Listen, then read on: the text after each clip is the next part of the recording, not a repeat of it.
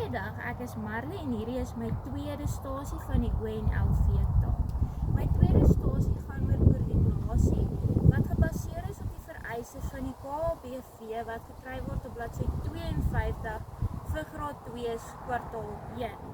Die aktiwiteit is 'n boontjiesakkie. Die boontjiesakkies het ons self gemaak. Die inhoud van dit is 'n kous en dan die inhoud van die boontjiesakkie kan rys, meel of sand wees.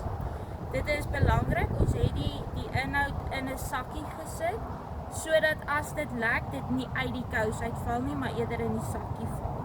Dit is vir my 'n baie lekker aktiwiteit vir kinders, wat hulle die sakkie self kan maak, dat die kinders hulle eie boontjiesakkies maak, en dan kan hulle dit lekker versier met blinkertjies en stiekertjies en wat ook al hulle nou wil. Die flitskaart is weer eens 'n foto van myself en dan hierdie foto is my pa by en dan kan mens sien hoe ek en my pa vir mekaar die boontjiesakkies gooi. Weer eens, ek het die foto's gekies om my flitskaarte met my eie foto's te maak want ek dink dit maak dit persoonlik vir die leerders.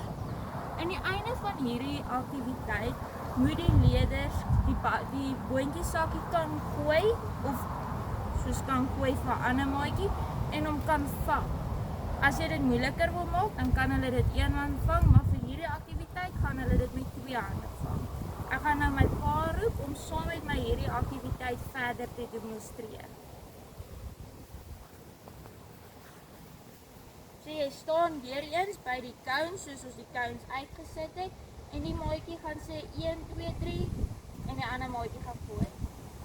Hy het nou nie gesê 1, 2, 3 nie, maar dis is hy baie dankie papa. Vir die leerder, omdat ons stasies nou net 5 leerders het, is daar nou 1 leerder wat nou nie 'n maatjie gaan hê nie. Hy sal vir die 1 helfte van die oefening net die boontjiesak so lekker in die lug opgooi.